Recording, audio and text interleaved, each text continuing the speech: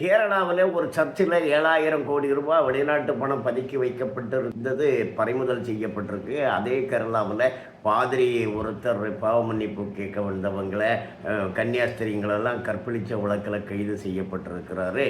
அந்த பிரகாஷ்ராஜுங்கிற நம்ம நடிகர் கர்நாடகாவில் தர்மசாலா அப்படிங்கிற ஆலயத்தின் மீது கெட்ட பேர் உண்டு பண்ணுறதுக்காக 200 கோடியை வெளிநாட்டில் வாங்கிக்கிட்டு அந்த பொய் செய்தியை பரப்பினார் அப்படிங்கிற செய்தி வெளிவந்திருக்கு.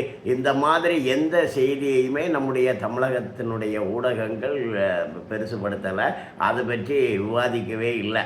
சிங்கப்பெண் படை அப்படிங்கிறத நான் வழியில் போகிறப்போ பார்த்தேன்.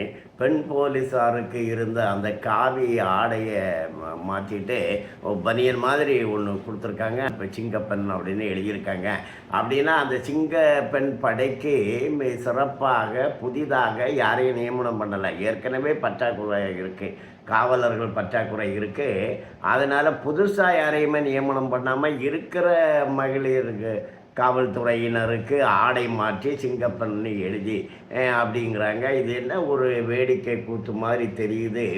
அந்த அமைச்சர் என்ன சொல்கிறாருன்னா, திருப்பரங்குன்றம் மலையில் ஏற்கனவே எப்படி தீபம் ஏற்றப்பட்டதோ அப்படி தான் ஏற்றப்படும், அதை நீதிமன்றம் சொல்கிறதெல்லாம் நாங்கள் கேட்க மாட்டோம் அப்படின்ட்டு நிர்மல்குமார்ங்கிற அமைச்சர் சொல்கிறாரு. அதே போல் கல்வி அமைச்சர் ராஜ்மோகன் என்ன சொல்கிறாருன்னா, மத சின்னங்களை அணிந்து கொண்டு மாணவர்கள் பள்ளிகளுக்கு வரக்கூடாது, நாங்கள் அனுமதிக்க மாட்டோம் அப்படின்னு சொல்கிறாரு. மதம்னாலே இந்தியாவில் இந்து மதம் தான், மற்றதெல்லாம் மதம் அடையாளங்கள் தான். மத அடையாளம்னா இந்து மத அடையாளம் தான். அப்போ இந்து மதத்தை அழிக்கிறதுல அவர் ரொம்ப தீவிரமாக முனைப்பு காட்டிக்கிட்டு இருக்கிறாரு.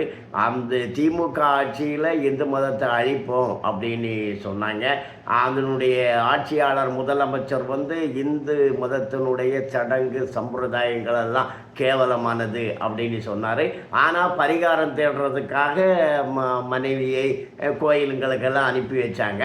இங்கே தாவேக ஆட்சியில் திருப்பரங்குன்றத்தில் தீபம் ஏற்றுறதுக்கு நாங்கள் அனுமதிக்க மாட்டோம், நீதிபதி என்ன வேணாலும் சொல்லட்டும், அது எங்களுக்கு ஒரு விஷயமே இல்லை, நாங்கள் ஒத்துக்க மாட்டோம். அதே போல் இந்து மத அடையாளங்கள் கூடாது அப்படிங்கிறதுல தெளிவாக அமைச்சர்கள் பிரச்சாரம் பண்ணுறாங்க. அதே நேரத்தில் முதலமைச்சர் கர்நாடகாவில் கோயில் தரிசனத்தில் ஈடுபட்டு இருக்கிறாரு.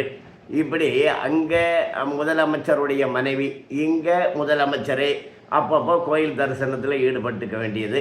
ஆனால் திமுக என்ன செய்ததோ அதை விடவும் பல மடங்கு அதிகமாக நம்முடைய கலாச்சாரத்தை பண்பாட்டை அழிக்கிற வேலையைத்தான் செய்கிறாங்க. சொன்ன வாக்குறுதியில் எதையுமே இதுவரைக்கும் நிறைவேற்றவில்லை. வணக்கம்.